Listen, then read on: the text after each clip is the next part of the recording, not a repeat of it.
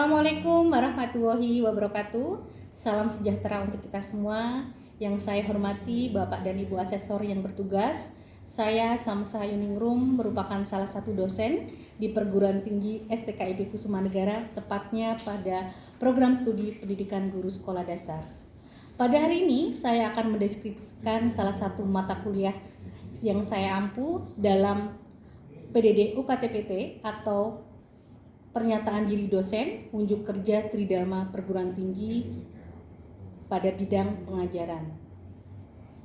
Sebelumnya saya akan menjelaskan kualifikasi pendidikan yang saya miliki. Saya merupakan lulusan S1 Pendidikan Bahasa dan Sastra Indonesia, lulus pada tahun 2010. Kemudian saya mengambil program magister dengan mengambil jurusan yang sama, yakni Pendidikan Bahasa dan Sastra Indonesia, lulus pada tahun 2013. Dengan adanya keterkaitan, maka saya mengampu beberapa mata kuliah yang tentunya relevan dengan bidang keilmuan yang saya miliki. Adapun mata kuliah yang pernah saya ampu adalah 1. MKDU Bahasa Indonesia, yang kedua keterampilan berbahasa 1, yang ketiga keterampilan berbahasa 2, yang keempat pendidikan bahasa dan sastra di kelas rendah, yang kelima pendidikan bahasa dan sastra di kelas tinggi, yang keenam pada semester ini saya mengampu mata kuliah pendidikan bahasa Indonesia SD. Selanjutnya saya akan mendeskripsikan salah satu mata kuliah yang saya ampu dengan menggunakan pendekatan DIE. Adapun mata kuliahnya adalah pendidikan bahasa Indonesia SD. Sebelum saya menjelaskan tentang pendekatan yang saya gunakan, saya akan mendeskripsikan mata kuliah pendidikan bahasa Indonesia SD, di mana mata kuliah ini dimaksudkan untuk membina dan mengembangkan kepercayaan diri mahasiswa sebagai komunikator, pemikir imajinatif, dan warga negara yang melek akan literasi dan informasi, pembelajaran bahasa Indonesia di SD, serta bertujuan membina dan mengembangkan pengetahuan, keterampilan berkomunikasi, keterampilan berbahasa, sehingga mahasiswa mampu mengaplikasikan dalam dunia kerja dan dalam kehidupan di lingkungan sosial. Adapun capaian pembelajaran pada perkuliahan pada mata kuliah ini adalah mahasiswa mampu menganalisis keterampilan berbahasa dan konsep dasar pendidikan bahasa Indonesia baik di kelas rendah maupun di kelas tinggi, serta mengaplikasikan pembelajaran bahasa dan sastra Indonesia di kelas rendah dan kelas tinggi, dan menyusun dan atau membuat teks non sastra dan sastra yang digunakan dalam pembelajaran di SD. Selanjutnya saya akan menjelaskan pendekatan DIE atau Delivery Interaction and Assessment pada mata kuliah pendidikan bahasa Indonesia di SD. Di mana pendekatan ini terdiri dari 3 komponen. Yang pertama adalah delivery, yang kedua adalah interaction, yang ketiga adalah assessment. Di mana pada komponen delivery ini berkaitan dengan bagaimana cara dosen menyampaikan, bagaimana cara dosen menjelaskan tentang langkah-langkah pembelajaran atau perkuliahan yang akan dilakukan. Kegiatan pertama yang saya lakukan pada komponen delivery adalah menyampaikan kontrak mata kuliah yang akan saya ajarkan selama 1 semester. Pada kontrak mata kuliah ini terdapat manfaat mata kuliah, ada deskripsi mata kuliah, dan ada capaian pembelajaran, ada kemampuan akhir yang ingin direncanakan, dan ada indikator. Selama proses perkuliahan 1 semester sudah terdeskripsikan pada kontrak mata kuliah. Selain kontrak mata kuliah, saya juga menjelaskan sistem metode ceramah, metode penugasan, metode unjuk kerja, dan metode praktik. Selain itu juga saya menggunakan beberapa strategi. Biasanya saya gunakan strategi seperti PBL, Project Based Learning, dan sebagainya. Selanjutnya, saya juga menyampaikan RPS, rencana pelaksanaan perkuliahan. Biasanya saya bagikan di awal perkuliahan. Pada RPS ini terdapat capaian mata kuliah dan beberapa materi dan indikator. Materi yang pertama yang saya ajarkan adalah tentang metode dan teknik pembelajaran bahasa. Selanjutnya tentang membaca dan menulis permulaan, membaca pemahaman. Membaca pemahaman ini berkaitan dengan pemahaman tentang bacaan seperti ide pokok, kalimat utama, dan kalimat penjelas. Karena pada SD, baik di kelas rendah maupun di kelas tinggi, membaca pemahaman ini sudah diajarkan di kelas 2. Selanjutnya pada keterampilan berbicara yang saya tekankan adalah pada materi pidato, materi wawancara, dan materi mengungkapkan kembali isi teks. Selanjutnya pada materi pilihan menulis, saya bagi menjadi 2 fokus, ada menulis teks non sastra dan menulis teks sastra. Adapun menulis teks non sastra ini terdiri dari menulis deskripsi, narasi, eksposisi, argumentasi, dan persuasi. Sedangkan pada menulis teks sastra meliputi puisi, drama, cerpen, pantun, legenda, dongeng, dan fabel. Menulis teks sastra ini berkaitan dengan sastra anak yang diajarkan di SD baik di kelas rendah maupun di kelas tinggi. Selanjutnya pada tataran morfologi, semantik, dan sintaksis, adapun beberapa materi yang akan saya ajarkan seperti imbuhan, kata dasar, ada antonim, sinonim, gaya bahasa, dan jenis-jenis kalimat. Jenis-jenis kalimat ini berkaitan dengan kalimat perintah, ada kalimat tanya, ada kalimat tanggapan, ada kalimat berita, ada kalimat majemuk, ada kalimat efektif, dan sebagainya. Selanjutnya yang terakhir pada pembelajaran denah, poster, dan iklan. Pada pembelajaran ini biasanya saya memberikan praktik dalam membuat media pembelajaran yang kiranya nanti bisa dipergunakan dalam proses pembelajaran di SD. Selanjutnya saya juga menyampaikan beberapa referensi yang saya gunakan dalam proses perkuliahan. Adapun referensinya seperti modul ajar. Selanjutnya ada referensi buku-buku yang tentunya relevan dengan mata kuliah yang saya ampu.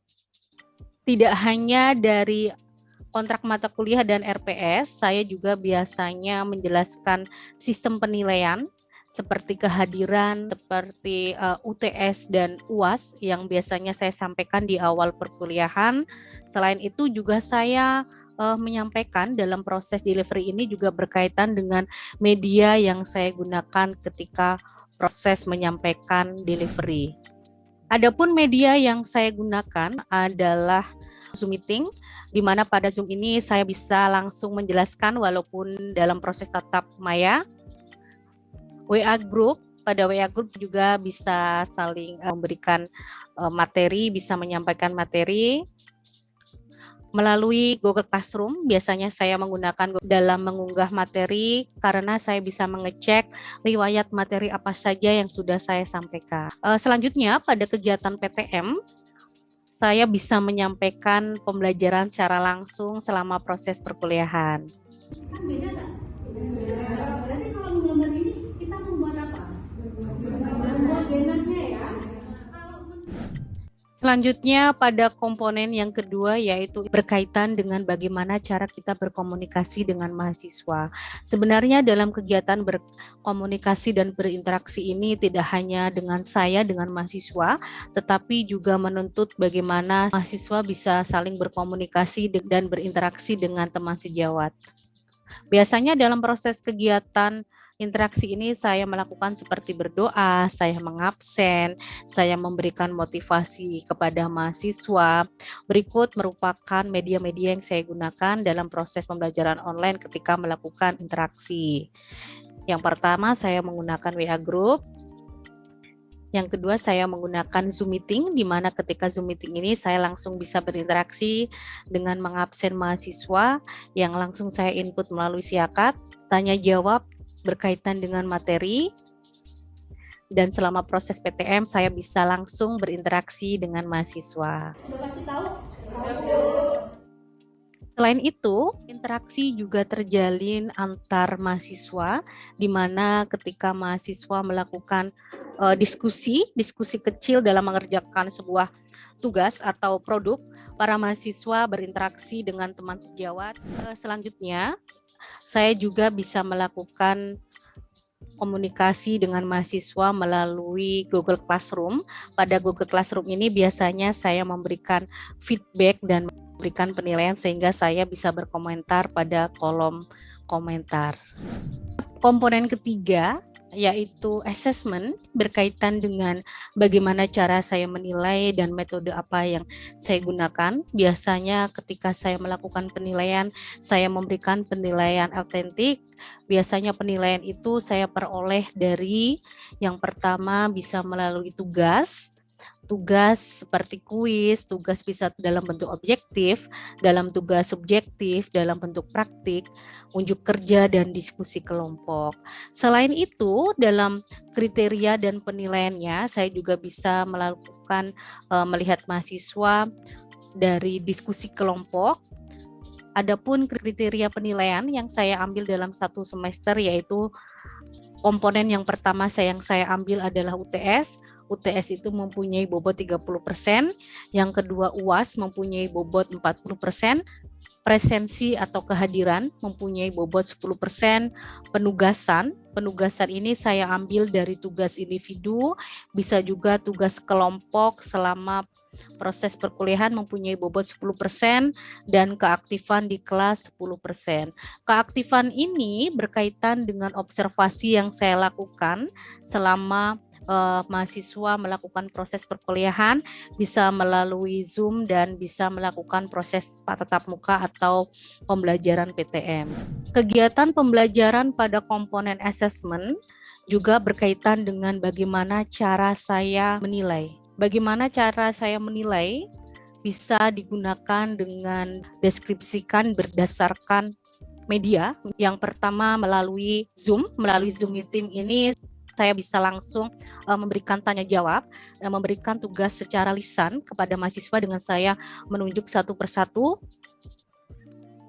Kemudian bisa melalui Google Classroom, di mana melalui Google Classroom ini saya bisa mengunggah beberapa soal, bisa dalam bentuk soal kuis dan juga bisa dalam bentuk soal praktik. Selanjutnya dalam kolom komentar, saya juga langsung bisa memberikan penilaian secara otentik kepada mahasiswa dengan memberikan feedback berupa komentar dan penilaian. Selanjutnya penilaian juga bisa melalui media YouTube, di mana mahasiswa saya berikan tugas untuk membuat video pembelajaran tentang membaca kepermulaan. Setelah itu mahasiswa memberikan link YouTube kepada saya dengan mengunggah di Google Classroom. Assalamualaikum warahmatullahi wabarakatuh. Halo semua, perkenalkan nama saya Farah Fahrunisa dengan NPM 2020860013. Saya akan membawakan materi yang berjudul Membaca Permulaan Metode EJA, mata kuliah Pendidikan Bahasa Indonesia SD dengan dosen pengampu Ibu Syamsiah Ayuningrum MPD. Mengenal huruf abjad. Nah, sebelum kita mulai mengenal huruf abjad, saya akan memberitahu bahwa di lingkaran sebelah kiri teman-teman adalah lingkaran huruf besar atau huruf kapital. Huruf apa?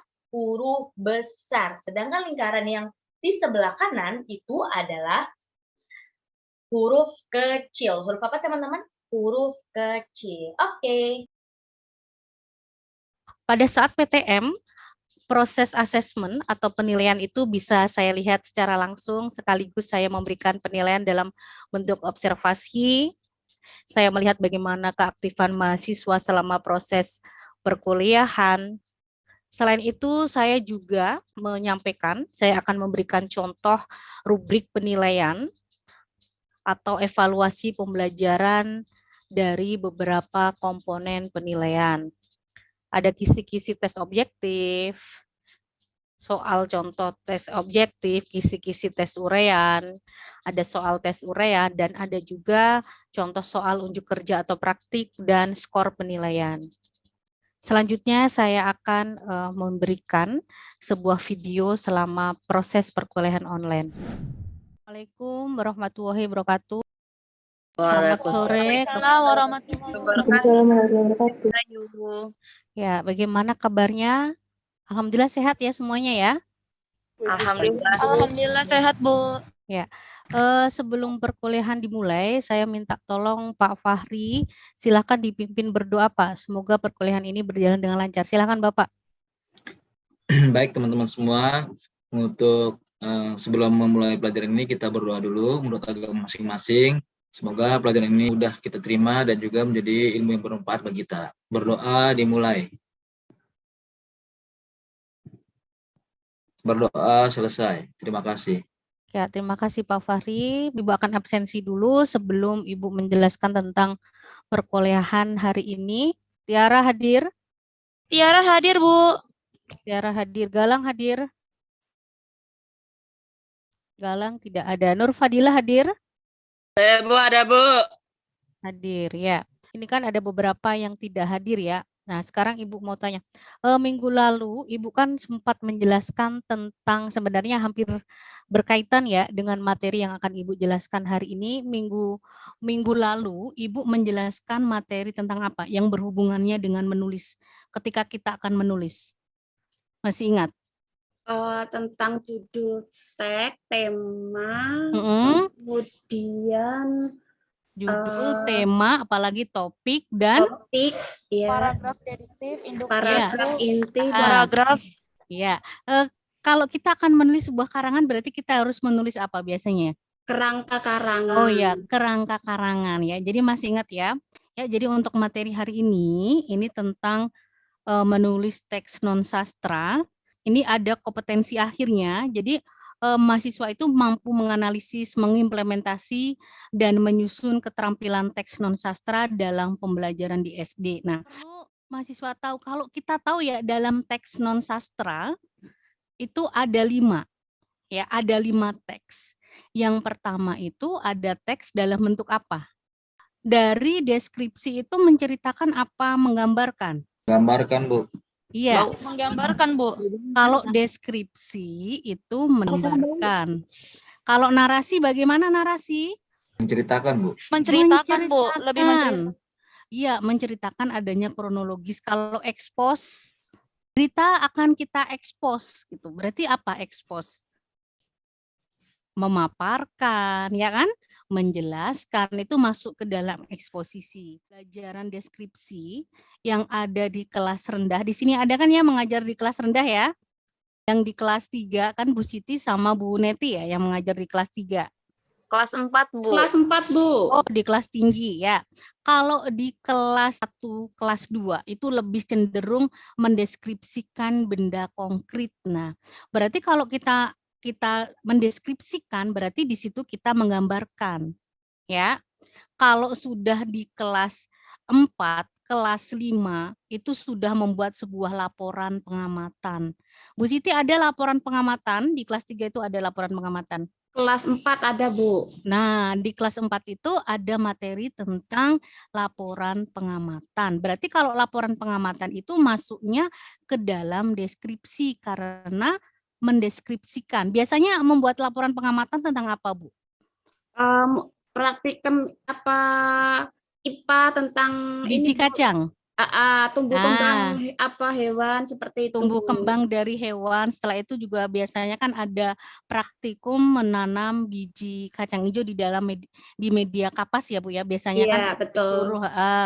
disuruh jadi kan kalau di SD itu kan pembelajaran secara tematik ya Bu ya. Jadi teksnya dalam bentuk IPA tetapi kita menulis sebuah laporan pengamatannya dari materi bahasa Indonesia gitu. Iya.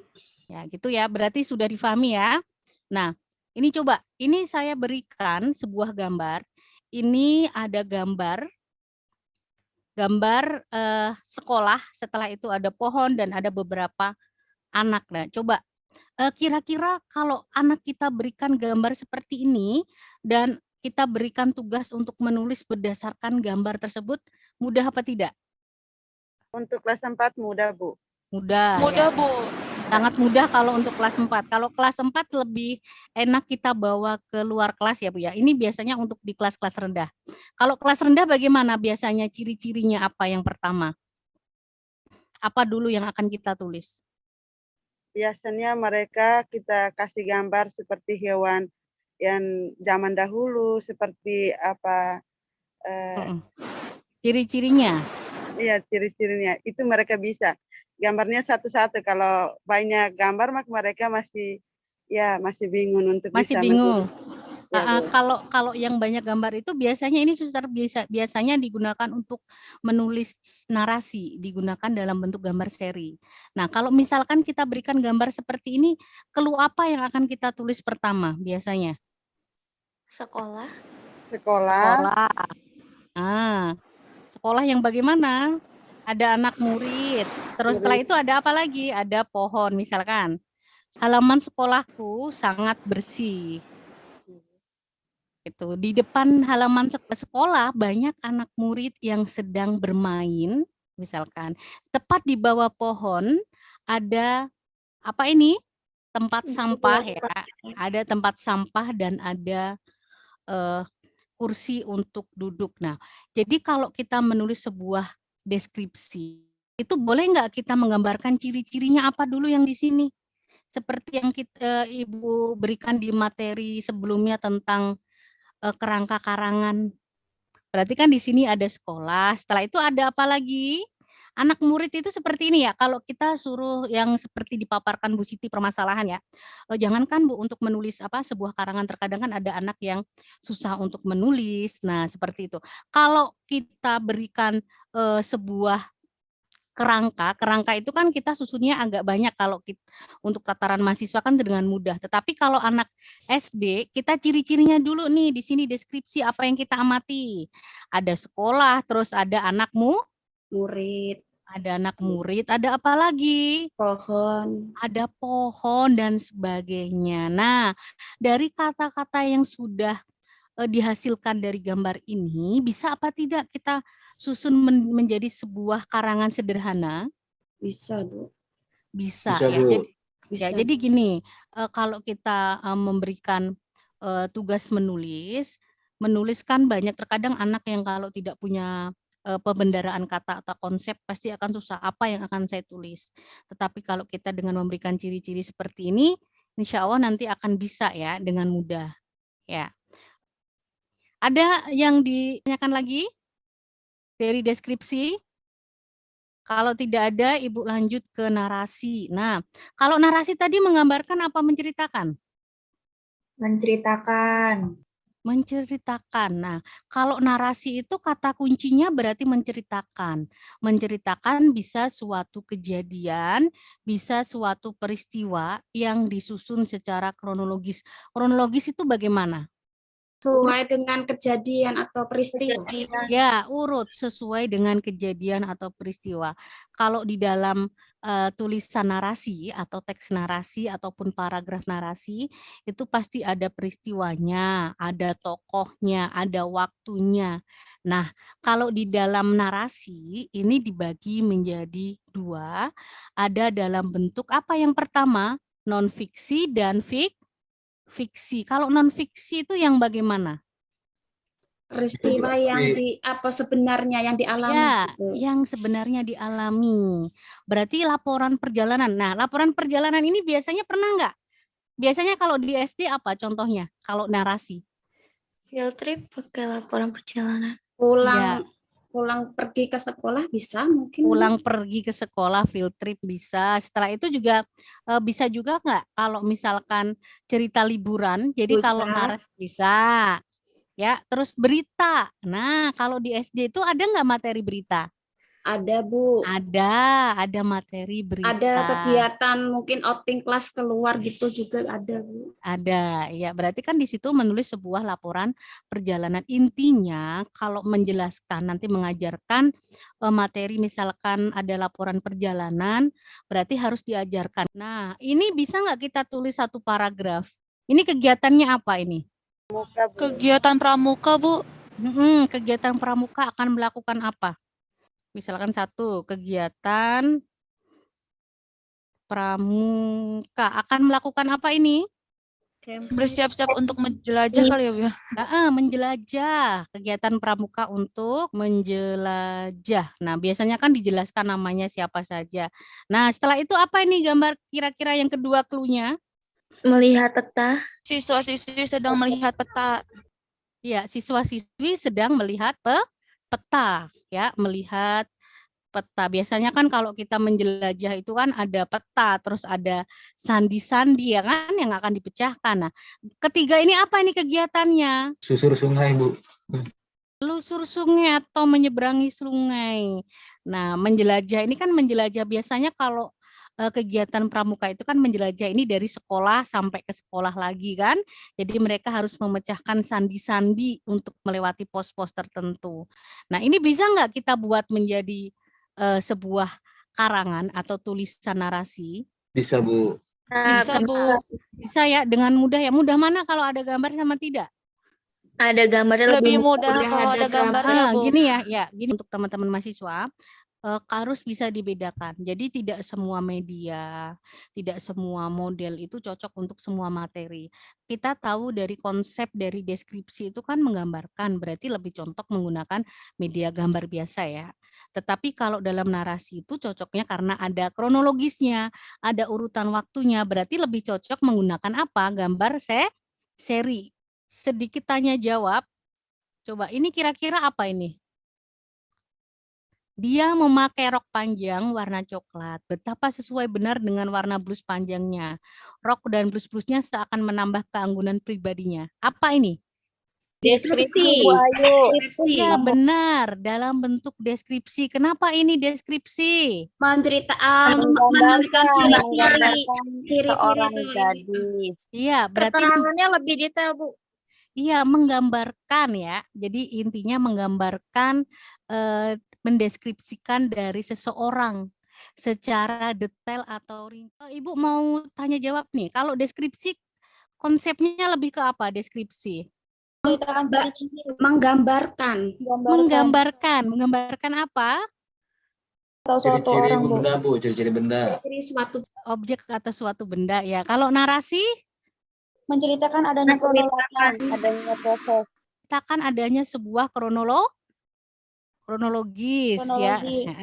Ada kejadiannya. Ya kan tadi kan sudah mempelajari tentang narasi, ada deskripsi, ada eksposisi. Kalau deskripsi banyak diajarkan di SD.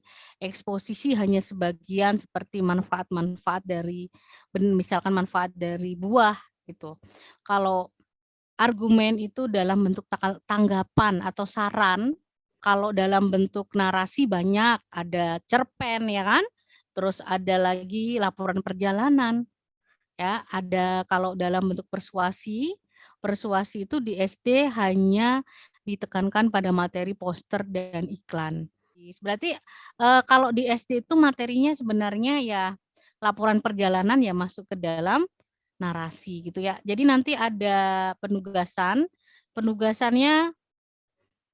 ya menulis karangan teks narasi, silahkan dipilih salah satu. Ada yang ditanyakan dari perkuliahan hari ini? Jelas, Bu Ayu. Jelas ya, terima kasih atas waktunya. Ibu akhiri untuk perkuliahan hari ini. Semoga semuanya sehat, semuanya diberikan kesehatan dan keselamatan. Tetap semangat ya. Ibu akhiri. Wassalamualaikum warahmatullahi wabarakatuh. Demikian pendeskripsian PDD UKT-PT atau pernyataan diri dosen unjuk kerja Tridharma Perguruan Tinggi pada bidang pengajaran yang digunakan sebagai salah satu syarat untuk sertifikasi dosen smart tahun 2022 tahap 1. Saya akhiri. Wassalamualaikum warahmatullahi wabarakatuh.